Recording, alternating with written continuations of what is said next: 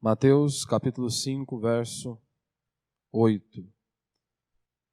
Bem-aventurados os limpos de coração, pois verão a Deus. Bem-aventurados os limpos de coração, pois verão a Deus. Eu tenho pregado aqui a quarta-feira sobre o Sermão do Monte, que compreende aí de Mateus 5 a Mateus 8. E toda a instrução que nós temos aqui no Sermão do Monte, é claro, óbvio por toda a Escritura, está relacionado a nós cristãos. Algumas pessoas chegam a olhar, por exemplo, para o Sermão do Monte, ou para alguns dos ensinamentos do apóstolo Paulo, e chegam a afirmar um absurdo. Não, isso aqui não tem nada a ver conosco. Esses mandamentos, estas ordens aqui do apóstolo Paulo, como nós devemos cultuar a Deus, como que nós devemos viver, qual que é o caminho que um cristão ele deve trilhar. Isso aí Paulo estava direcionando para aqueles homens, para os seus seguidores dos seus dias. Mas aqui, mais uma vez, antes de Mateus descrever e anunciar o Sermão do Monte pregado por Cristo, ele faz uma observação, que havia ali uma multidão, e de repente Jesus se afasta um pouco, chama os seus discípulos e começa a instruí-los. Ou seja, é uma mensagem direcionada à sua igreja, ao seu povo, aos seus filhos. Então trata de algo para nós, para que eu e você possamos viver, obedecer e nos submetermos ao Sermão do Monte. Só que o interessante é que nós, analisando aqui o Sermão do Monte, ao começar pelas bem-aventuranças, é algo que é completamente impossível para mim e para você, falando naturalmente, obedecermos a essas bem-aventuranças. Nós, por nós mesmos, não damos conta de nos submetermos, ou pelo menos vivermos, da maneira que Cristo está exigindo que tua igreja viva. Então, qual é o caminho, para que nós, de fato, possamos trilhar e andar por cima das bem-aventuranças? Jesus já inicia a bem-aventurança dizendo: bem-aventurado os pobres em espírito, ou seja, os humildes, pois dele é o reino do céu. Aqui está a chave para nós compreendermos todo o restante, não apenas aqui do Sermão do Monte, mas de toda a Escritura. Se nós não conseguirmos nos enxergarmos como pecadores, como depravados, como a Escritura anuncia que eu e você somos, nós estamos perdidos. Se nós não conseguimos ver o quanto nós necessitamos de Deus, ou seja, o quanto que nós somos podres, depravados e malignos, nós teremos um grande problema para entendermos, ou seja, compreendermos a bondade de Deus, o quanto que Deus é bom, o quanto que Deus é misericordioso e por aí vai. Então, a bem-aventurança, ela está aqui numa sequência que não foi aleatória. É algo que vai crescendo, é algo gradativo. E a base para entendermos toda ela é justamente você compreender quão pecador você é, quão falho você é e o quanto que nós precisamos de Deus. Porque somente esses que reconhecem a sua podridão e miséria é que de fato irão chorar diante de Deus por conta dos seus pecados. Porque é isso que Jesus diz: felizes os que choram, porque eles serão consolados. Somente aquele que enxergou a sua podridão, a sua miséria, vai se colocar diante de Deus e clamando a Deus por misericórdia. E esse de fato vai encontrar, de acordo com a promessa aqui de Cristo Jesus para nós. E por aí começa desencadeando aí toda a bem-aventurança. Martin Lloyd Jones, ele vai dizer que é impossível nós tentarmos explicar todo esse versículo, apenas esse versículo, melhor dizendo, bem-aventurados limpos de coração, pois verão a Deus. Martin Lloyd Jones vai dizer que é impossível você explicar todo esse versículo em um capítulo de um livro ou em uma pregação. É muito difícil você conseguir explanar todo o conteúdo que tem apenas neste versículo. Então eu vou tentar, pelo menos aqui, trabalhar em cima dos principais pontos aqui, bem-aventurados limpos, As principais palavras aqui: limpos de coração, pois verão a Deus. Limpos, coração e verão a Deus, Então esta é a base que nós vamos tentar trabalhar para interpretar esse texto a partir destas três expressões: coração, pureza e verão a Deus. Então, o primeiro ponto é o coração. Qual que é o sentido, bíblico de coração? Porque muitas vezes, para alguns, o coração ele indica apenas a sede dos afetos e das emoções. Mas quando nós vamos para a Escritura, o coração ele é tido como o centro da personalidade. Ou seja, Na Escritura, o coração não está falando apenas dos afetos e das emoções. Nas Escrituras, inclui mente, emoção e vontade. Ou seja, fala da totalidade do ser humano. E por que Jesus está falando isso? Olha, puro de coração, limpos de coração. Ou seja, a pureza, a santidade, ela deve permear por toda a sua existência. Não é apenas o seu coração, mas tomando a sua mente, as suas emoções, as suas motivações, os seus desejos e a sua vontade. Tudo deve passar e ser permeado pela santidade. É isso que Jesus está tentando nos transmitir aqui. Ou seja, o coração, ele é a fonte de todas as nossas dificuldades. E é importante nós avaliarmos isso. Muitas pessoas acham que o problema do homem e da existência humana tem a ver com a sociedade. Eles dizem, fulano trilhou um caminho de morte por conta da sociedade, ele nasceu na favela, por isso ele tinha que ser um vagabundo. Ele nasceu na favela, por isso ele tinha que ser ladrão. Ou seja, a culpa cai em relação à sociedade. A culpa cai porque ele estava ali vivendo naquele meio de corrupção. Só que a Escritura dá um outro parecer e mostra que o problema do homem não é a sociedade, não é o meio o qual ele vive. A Escritura diz que o problema é o coração do homem. O problema é o pecado. O homem é um pecador e vive na miséria.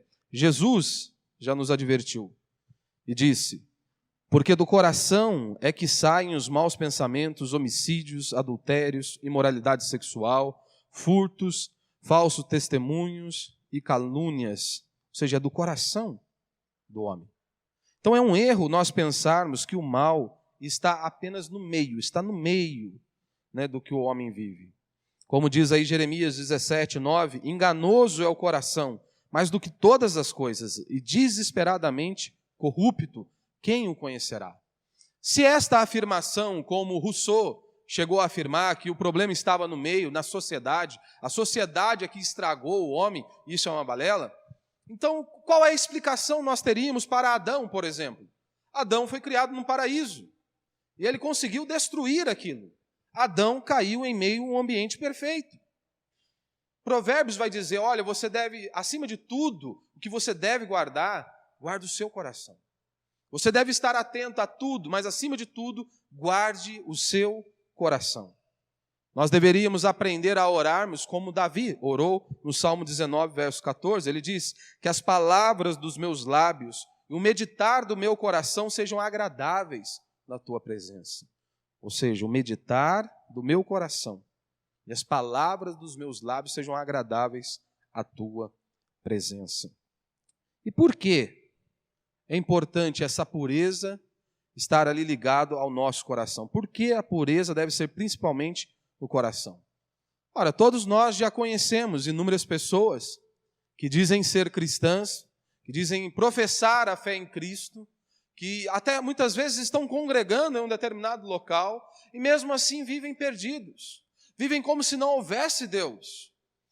Diante da sociedade ou diante da comunidade em si, eles até mantêm um padrão de moralidade, de santidade, mas no oculto ou em um ambiente que as pessoas não estão ali, que estão ali naquele ambiente, não o conhecem, ele vive como um depravado, ele vive como um ímpio. Os fariseus eram assim. Exteriormente, eles transmitiam uma ideia de pessoas completamente piedosas. Ou seja, aparentemente, eles traziam a ideia das pessoas que eles eram santos, homens retos, piedosos, que viviam para Deus. Mas eram pessoas completamente malignas e depravadas, ao ponto, por exemplo, de um fariseu sequer honrar o pai com o próprio bem. Ele dizia, isso aqui é oferta ao Senhor. Eles usavam disso para roubar as viúvas. Faziam longas orações, como Jesus nos advertiu. Então, por isso que é importante, ela deve ser principalmente no coração. Porque essa pureza exterior, ela pode ser apenas aparente. Não é algo verdadeiro, não é algo que vem lá de dentro. Deus não vê apenas a aparência. Deus olha para o nosso coração. Ele sonda e esquadrinha o nosso coração. Então não adianta, diante da sociedade ou diante dos homens, nós nos posicionarmos como pessoas piedosas, santas e retas. Você é aquilo que você está lá no oculto, quando ninguém está te vendo. É isso que Deus vê quando você está lá no seu quarto, sozinho. O que você faz? Ali mostra realmente quem você é. Porque diante da comunidade você pode se posicionar de uma maneira. Diante de pessoas que te conhecem, você pode agir de uma determinada maneira. E quando você está sozinho? Nós nos esquecemos que Deus, nada passa desapercebido dos olhos do Senhor. Jesus condenou a hipocrisia dos fariseus. Constantemente, Jesus era extremamente rígido com os fariseus, justamente por eles transmitirem apenas essa ideia de uma santidade exterior, mas por dentro eram homens depravados, como diz aí o texto. Ai de vós, escribas e fariseus, hipócritas, porque limpais o exterior do copo e do prato, mas estes por dentro estão cheios de rapina e intemperança. E ele continua. Ai de vós, escribas e fariseus, hipócritas, porque sois semelhantes ao sepulcro caiados, que por fora se mostram belos, mas interiormente estão cheios de ossos de morto, de toda imundícia, ou seja, um caixão fedido. Por fora vocês estão maravilhosos, mas por dentro é podridão, podridão. E ele continua. Assim também vós, exteriormente, pareceis justo aos homens, mas por dentro estáis cheios de hipocrisia e de iniquidade. Ou seja, os fariseus eles eram bons apenas na aparência, mas o coração estava completamente podre.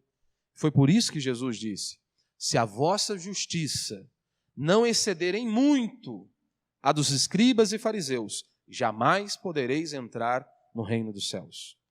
É o que nós vemos aqui no verso 20 do capítulo 5. Se a vossa justiça não exceder em muito a dos escribas e fariseus. E se você conhece um pouquinho a história dos escribas e dos fariseus, você vai se lembrar que Jesus disse para os fariseus, vocês dão dízimo do endro, do hortelã e do cominho, mas vocês negligenciam as coisas mais importantes da lei de Deus. Ou seja, então, aparentemente eram homens rigorosos e zelosos, e mesmo assim estavam completamente longe do Senhor. Também porque o coração é o lugar da morada de Deus, Deus habita. A Escritura diz que o nosso corpo é templo do Senhor, é templo do Espírito. Deus habita no meu e no seu coração. A Escritura vai dizer, Isaías, por meio de Isaías 57:15, diz que Deus ele habita no alto e sublime trono, mas ele está ali com um contrito e quebrantado de coração. Deus está ali com um contrito e quebrantado de coração. Ou como o próprio apóstolo Paulo diz em Efésios 3:17, que Cristo habite pela fé em vosso coração. Que Cristo habite pela fé em vosso coração. Sei que talvez você possa se perguntar, pastor, mas como que eu vou saber se o meu coração, eu tenho trilhado um coração puro, um coração limpo? Será se o meu coração é limpo? Basta você observar as suas atitudes. Como, por exemplo, um coração puro, ele serve a Deus com integridade. Ele não serve a Deus mais ou menos. Quem tem um coração puro, ele faz as coisas com sinceridade. Por exemplo, quando você está orando, como que você ora? É com sinceridade? É com integridade? Porque muitas pessoas vão orar, e não é apenas aqui a dificuldade em se concentrar. Eles estão aqui, o corpo está aqui, mas a mente está em qualquer outro lugar. Neste exato momento você pode estar aqui e a sua mente está em qualquer outro lugar. Talvez você está pensando lá na janta, as irmãs, né? Ou o marido está pensando no trabalho amanhã cedo. E você está perdendo a pregação da palavra de Deus, ou você perdeu o louvor, o momento de nós estarmos orando. Talvez você perdeu. Apenas o corpo está presente.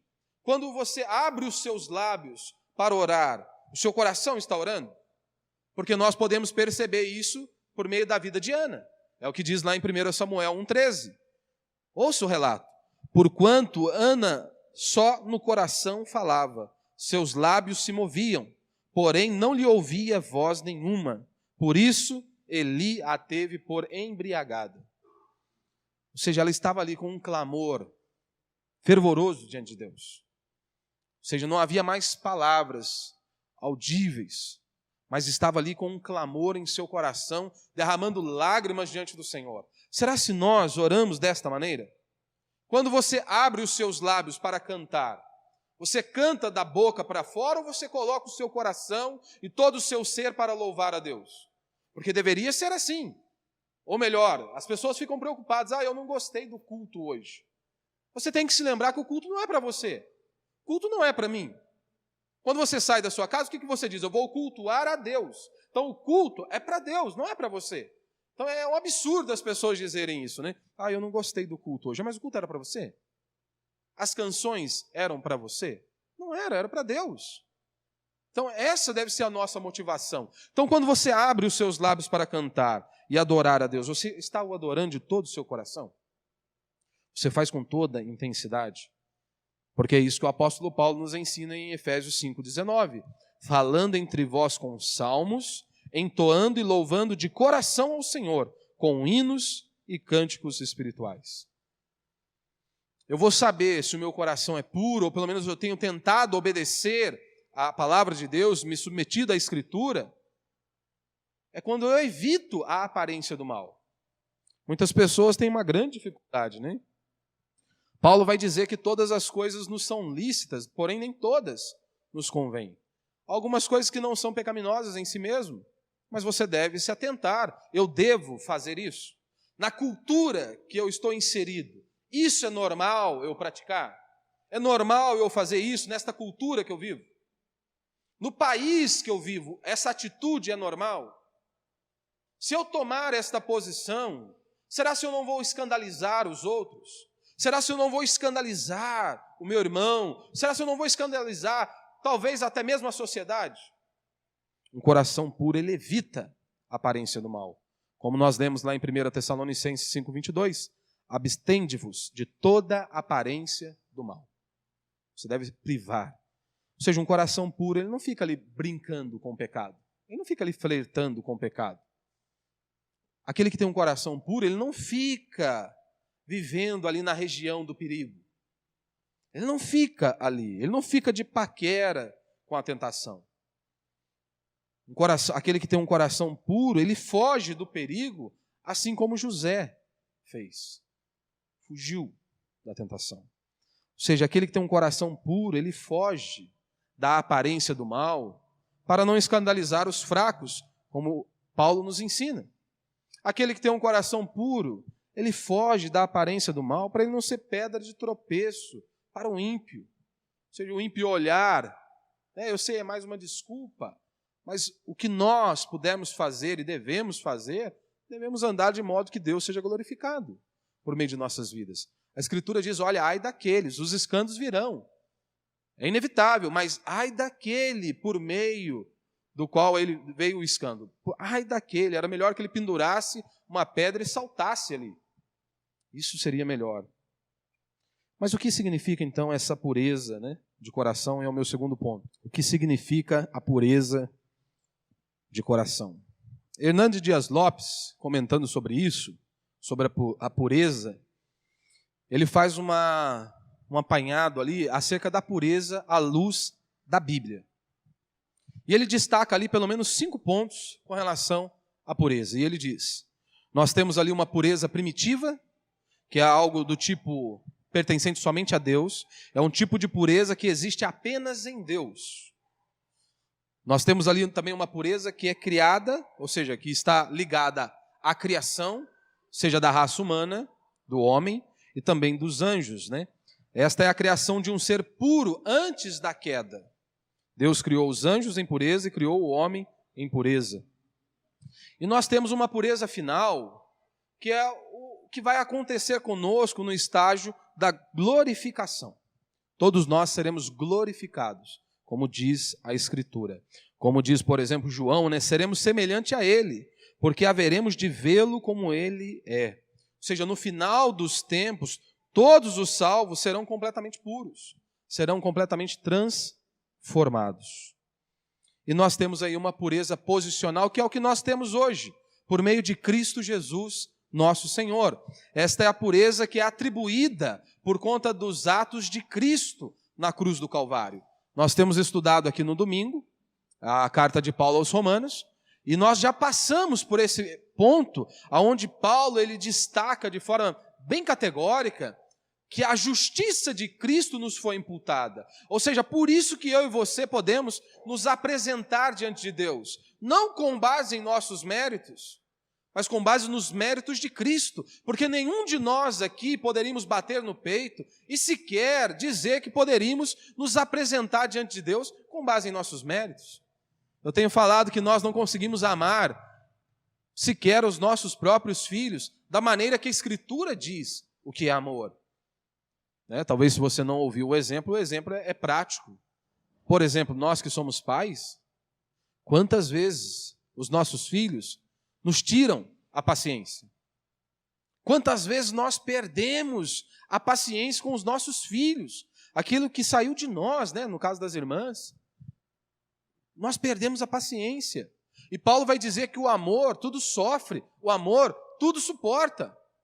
Ou seja, esse é o verdadeiro amor, ele tudo suporta. Nós não conseguimos suportar sequer os nossos filhos, só porque talvez eles repetiram 1000 vezes a mesma coisa e nós já nos cansamos. Paulo diz que o amor tudo suporta. Então hoje nós temos essa pureza posicional por meio de Cristo Jesus, dos feitos de Cristo Jesus. E nós temos essa pureza prática aqui, nesse exato momento, todos nós santos temos essa pureza posicional, mas nós somos desafiados a ter essa pureza prática, como Paulo diz em 2 Coríntios 7:1.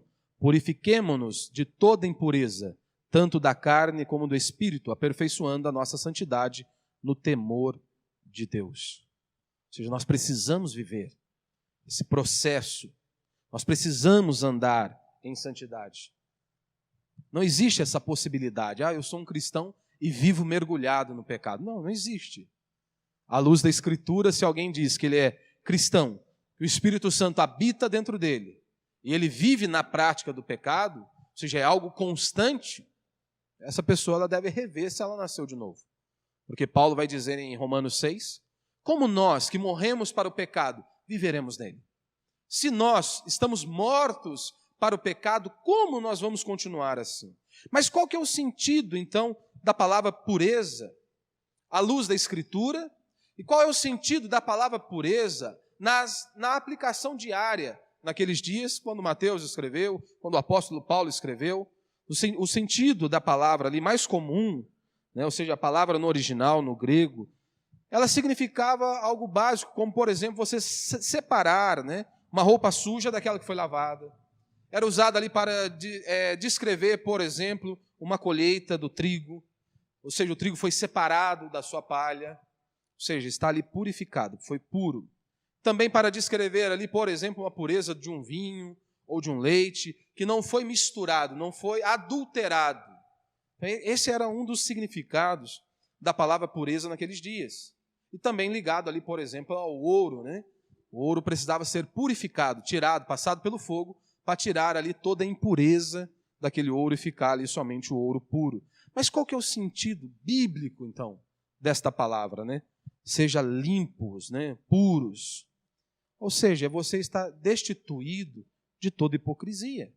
Ou seja, eu servir a Deus sem mentira. Eu adorar a Deus, uma adoração verdadeira, sem uma falsa adoração. É estar destituído de toda hipocrisia. Não pode existir essa devoção dividida em nosso coração. Deus e mais o pecado. Não pode haver isso. Essa luta vai ser travada dentro de nós até no dia de nossa morte. Nós precisamos lutar com o nosso coração constantemente. Talvez nós estamos ali dizendo, eu quero caminhar rumo à santidade, eu quero viver para a glória de Deus, eu quero conhecer a Deus, eu quero adorar a Deus, eu quero agradar ao Senhor. E por outro lado, nós temos ali uma porção que quer remar para o outro lado. E nós vamos ter que lutar com isso até o dia de nossa morte. É uma luta constante. E também você está destituído de contaminação. Ou seja, sem mácula, puro e íntegro, Como diz Hebreus 12:14. Buscai a santificação, sem a qual ninguém verá o Senhor. Ou seja, sem santidade, ninguém verá a Deus.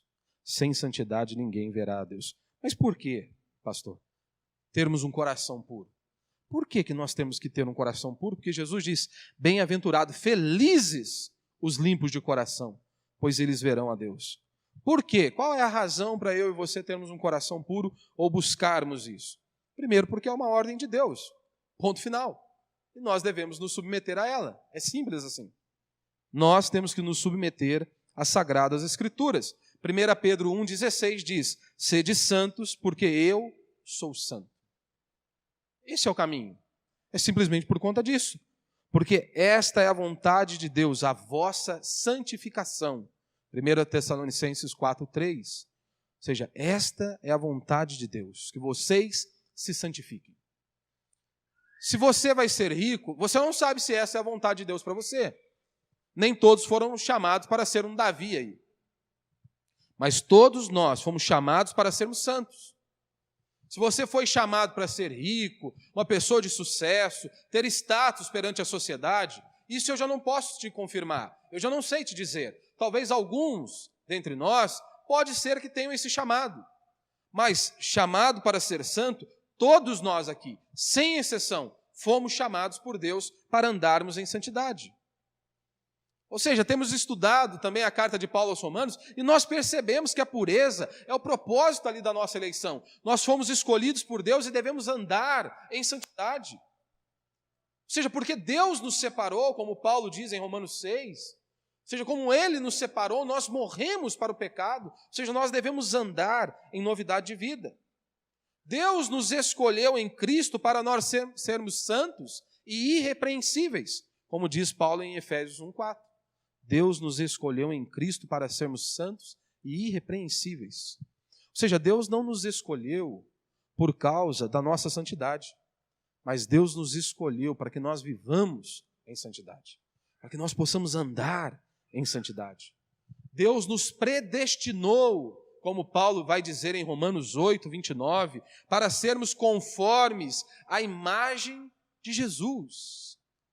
Ele nos separou de antemão para que nós possamos ser a imagem de Jesus. Ou seja, a não ser que você seja santo, você não terá nenhum sinal da eleição sobre a sua vida, a não ser que você viva em santidade.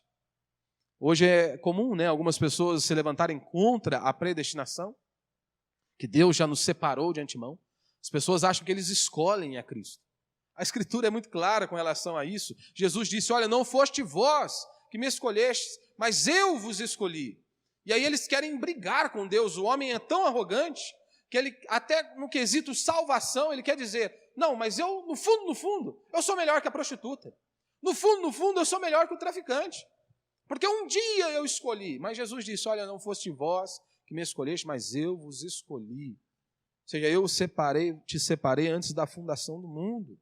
Aí algumas pessoas que dizem defender, ou seja, de forma equivocada, é claro, dizem: as pessoas dizem que foram predestinados por Deus, que já estão salvos, mas eles vivem em pecados. Como certa vez um pastor me disse isso, na verdade, Eu não acredito em predestinação. Porque você pode encontrar com um cara lá no bar ou em qualquer outro lugar aí de perdição, que ele vai dizer para você que ele foi predestinado por Deus, que ele está salvo. Falei para ele: se um camarada está lá num bar, está lá na algum centro de prostituição, e ele diz que ele está salvo, que ele é salvo, esse camarada ele tem que nascer de novo, porque ele não nasceu de novo. Porque Jesus é categórico ao dizer: aquele que me ama, guarda os meus mandamentos. Se realmente o Espírito Santo habitasse dentro dele, ele estaria ali se prostrando para obedecer à voz do seu Senhor. Ele estaria caminhando em santidade, vivendo para a glória de Deus. Aqui que está a grande diferença.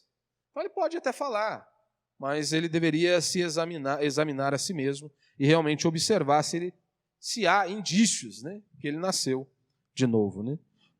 Porque a pureza é o propósito da nossa redenção. Porque imagine, se nós pudéssemos nos apresentar diante de Deus, por que então Deus teria que enviar o seu Filho para morrer em nosso lugar? Se nós poderíamos andar e conquistar a salvação por nós mesmos, por que então Deus precisou enviar o seu Filho para ser moído, cuspido, açoitado no meu e no seu lugar? Porque é isso que a Escritura anuncia, que Cristo precisou vir ao nosso encontro, porque nenhum de nós poderíamos subir até Deus. Haja visto que nós transgredimos toda a lei de Deus. E Tiago vai dizer, se você transgrediu apenas um mandamento, você está culpado de todos. Ou seja, eu pequei uma vez na vida. Acabou, culpado. É o que a Escritura anuncia acerca do homem, do ser humano. Ou seja, Cristo morreu não apenas para nos livrar da ira, mas também do poder do pecado. Por que nós devemos ter um coração puro? Primeiro, claro, por conta de Deus. Nós temos que ter um coração puro por amor a Deus. Deus é santo, santo e santo. Você precisa se lembrar disso. Como já disse um pastor, Deus não é legal, legal, legal. Como os crentes hoje querem apresentar Deus. Deus é santo, santo e santo. Então é por isso que nós temos que ter um coração puro. Deus é santo. Ele é tão puro de olhos que ele não pode contemplar o mal. Sem santidade, ninguém verá o Senhor. Sem santidade, ninguém verá o Senhor. Não há, meu irmão, comunhão das trevas com a luz. Como disse Isaías, os nossos pecados fazem separação entre nós e Deus. Então, se nós não caminhamos em santidade, se nós não vivemos em santidade, o que acontece é isso, os nossos pecados fazem separação entre nós e Deus. Nós devemos ter um coração puro, porque isto é que nos torna parecido com Cristo. Aqui as bem-aventuranças é a marca, é o caráter de um cristão.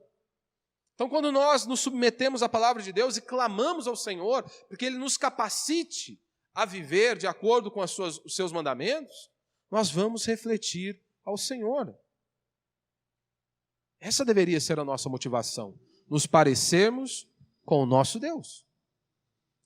Eu já fiz essa pergunta, quando as pessoas olham para você, quando as pessoas observam as suas atitudes, o modo que você fala, o modo que você se veste, o modo que você se porta nas redes sociais, as pessoas conseguem ver Cristo por meio de sua vida? Quem as pessoas enxergam por meio de sua existência? Você está mais perto das pessoas, quando as pessoas olham para você, elas conseguem ver que há algo diferente em você? Que o Espírito Santo habita em você? Ou não? Porque muitos dizem, como Jesus já anunciou, vocês me honram com os lábios, mas o coração está longe de mim. Falar, até papagaio fala. Até papagaio fala, se você ensinar ele. Mas e aí, o nosso dia a dia, a nossa vida? Nós devemos ter um coração puro por amor a nós mesmos. A Escritura diz que para o puro, tudo é puro. Para o impuro, tudo é impuro. Ou seja, as ofertas dele é impura, as orações é impura, o louvor é impuro. Um coração impuro, ele contamina tudo o que ele faz. Suas obras são mortas, como diz lá Hebreus 6:1. Mas como ter então um coração puro? Se nós precisamos ter um coração puro. Bem-aventurados, limpos de coração, pois verão a Deus. Como ter um coração puro? Mesmo caminho de sempre. Palavra de Deus. Se prostrando diante da palavra de Deus. Não existe outro caminho. As pessoas dizem, eu tenho intimidade com Deus. Mas se eles nem leem a Bíblia, como eles têm intimidade com Deus? Eu tenho intimidade com Deus. Mas se eles nem conhecem o que Deus exige de cada um de nós. Por que nós vemos aí tantas coisas acontecendo em meio a um culto? Porque as pessoas não leem a Bíblia. Simples. Porque se estivessem lendo a Bíblia, eles prestariam um culto que Deus já ordenou e estabeleceu em sua palavra. Ponto final. Então no culto não é espaço para dança, para aniversário do pastor ou qualquer outra coisa. Deus já estabeleceu qual é o culto que é agradável aos seus olhos. Apenas se submeta a isso. Ou seja, nós precisamos observar a palavra. Como diz lá João 15, verso 3, a palavra de Deus é pura e nos lava. A palavra de Deus é pura e nos lava. Jesus orou, Pai, santifica-os na verdade, a tua palavra é a verdade. João 17, 7. Santifica-os na verdade, a tua palavra é a verdade. A palavra de Deus deveria servir para nós como um espelho que mostra toda a nossa impureza, porque é isso que acontece quando você lê a Bíblia de verdade. Quando você presta atenção no culto, quando você se dobra diante do Senhor, é isso que acontece. A palavra de Deus vem para mostrar o quanto que nós somos podres e depravados e o quanto que nós muitas vezes estamos distante de Deus. Porque é impossível você vir culto após culto, pequeno grupo após pequeno grupo, e você não ficar indignado por muitas vezes estar longe daquilo que a palavra de Deus mostra como um padrão, estabelece como um padrão. A palavra de Deus vem exatamente como um espelho para mostrar o quanto que nós somos podres e depravados e mostrar toda a nossa impureza. Não é assim quando você olha no espelho? Não é? Tem uns espelhos que eles são eles adulteram, né? Adulteram. Você olha para ele, você não está tão gordo assim, mas ele deixa você mais gordo que já você está.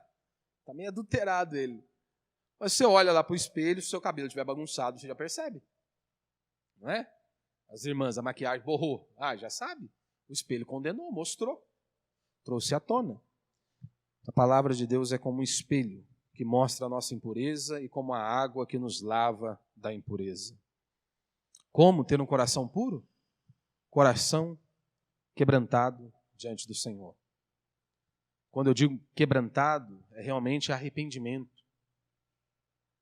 Arrependimento é você chorar diante de Deus por conta dos seus pecados, coisa que muitos de nós já se esquecemos, que muitos de nós sequer oramos a Deus, pedindo para que Deus abra os nossos olhos, como o salmista orou: Senhor, faz-me reconhecer se há algum caminho mau. Muitas pessoas têm dificuldade, quando eles vão orar pedindo perdão por seus pecados, eles fazem um pacotão geral: Senhor, me perdoa por todos os meus pecados. Você não pecou no atacado. Você não pecou no atacado. Você deve confessar os seus pecados diante do Senhor. Pedir perdão por todos os seus pecados. Isso muitas vezes vai envolver choro. Eu sei que muitas pessoas choram e muitas vezes não há arrependimento. Então, arrependimento muitas vezes vai ter o choro, vai vir acompanhado de choro, mas mudança de direção. Isso é um arrependimento verdadeiro. Porque você se lembra lá em Lamentações? Malaquias, melhor dizendo? As pessoas estavam prestando um culto a Deus, e Deus disse: olha, é melhor que vocês não prestem este culto. Melhor que vocês fechem a porta e vão embora. Por quê? Porque vocês estão traindo as suas esposas. Ou seja, vocês foram infiéis. Ou seja, vocês estão cobrindo, porque é isso que diz. Vocês estão cobrindo o altar de lágrimas, e Deus não vai os abençoar. Então muitas pessoas até choram, mas continuam vivendo em seus pecados. Continuam namorando com o pecado. Então o arrependimento, ele vem banhado assim, com lágrimas, mas é mudança de direção. Mudança de direção, mudança de atitude. Lembrar do sangue do Cordeiro, né, que nos purifica de todo pecado, como diz João, 1 João 1,7. Mas se andarmos na luz, assim como Ele está na luz, temos comunhão uns com os outros, e o sangue de Jesus, seu Filho, nos purifica de todo pecado. O sangue do Cordeiro de Deus que nos purifica de todo pecado. E nós temos que aprender a clamar a Deus por um coração puro, como diz o salmista. Senhor, faz-me reconhecer se há algum caminho mau. Ou, como Davi, cria em mim, ó Deus, um coração puro, como ele ora lá no Salmo 51, verso 10. Ou como Jó clamou: Senhor, quem pode tirar uma coisa pura de algo impuro? Quem pode fazer esse milagre? Quem pode tirar algo puro de algo, tirar uma coisa pura de uma impura? Quem pode fazer isso? Só Deus. Só Deus pode fazer esse milagre. E é por isso que nós temos que clamar como Davi, é por isso que nós temos que clamar como Jó. E é por isso que nós temos que clamar como todos os exemplos aqui das Sagradas Escrituras. Chorarmos diante de Deus, nos derramarmos diante de Deus. Realmente quebrantarmos o nosso coração diante do Senhor. E para encerrar, né, Jesus disse: bem-aventurados os limpos de coração, pois verão a Deus. Ou seja, nós, os cristãos, aqueles que realmente se arrependeram dos seus pecados, que nasceram de novo, que o Espírito Santo habita dentro deles, eles verão a Deus nesta vida e na vida por vir. Agora, é claro, nós o vemos pela fé, vemos a Deus pela fé. Nós olhamos, por exemplo, para a criação e nos maravilhamos com a criação. É impossível você olhar para a criação e não ficar completamente boquiaberto ao olhar para algo extremamente complexo. É impossível você olhar para um bebê e não ficar ali, caramba, que algo fenomenal. Ou seja, é fruto das mãos de Deus. Você olhar para a existência do homem e você não ficar extasiado. Quando nós olhamos para a criação, nós vemos a providência de Deus, Deus cuidando de cada um de nós. Se nós estamos vivos até esse exato momento, é porque Deus tem nos sustentado. Até aqui o Senhor nos ajudou, como diz a Escritura.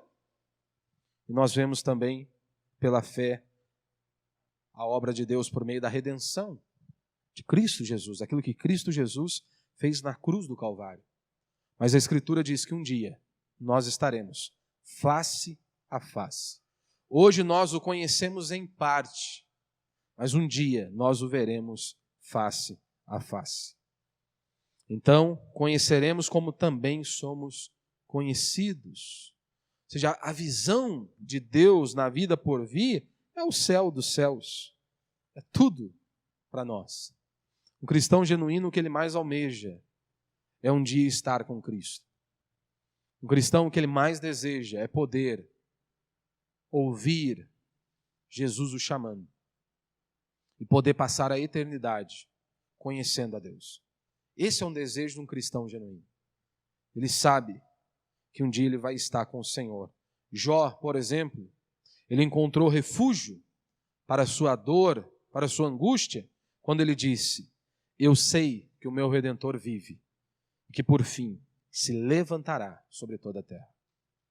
Foi ali que ele encontrou refúgio e refrigério, aonde ele se lembrou que um dia ele estaria com o seu Criador, com o seu Senhor. Ou seja, meu irmão, aqui nós temos que observar algumas coisas, pelo menos 2 pontos. Se você, algumas pessoas acham, para mim pouco importa se vai existir céu ou inferno. Eu não acredito em céu e inferno. Alguns acham moderno, né? Eles acham bonito dizer que eles não acreditam em Deus. E alguns ficam apavorados, né? Fulano de tal falou que não acredita em Deus. Não vai mudar. Por exemplo, um cego, ele dizer que o sol não existe. Muda em alguma coisa a grandeza do sol? Só porque ele é cego, ele não consegue enxergar a luz do sol, o brilho do sol? Vai adiantar ele dizer, não, o sol não existe? É a mesma coisa.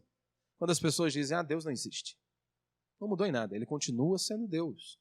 Ele continua sendo o Senhor. Ele continua sendo soberano sobre tudo e sobre todos. E a Escritura diz que um dia, importa que todos nós compareçamos perante o tribunal de Deus para sermos julgados segundo o bem ou o mal que cada um de nós fizemos.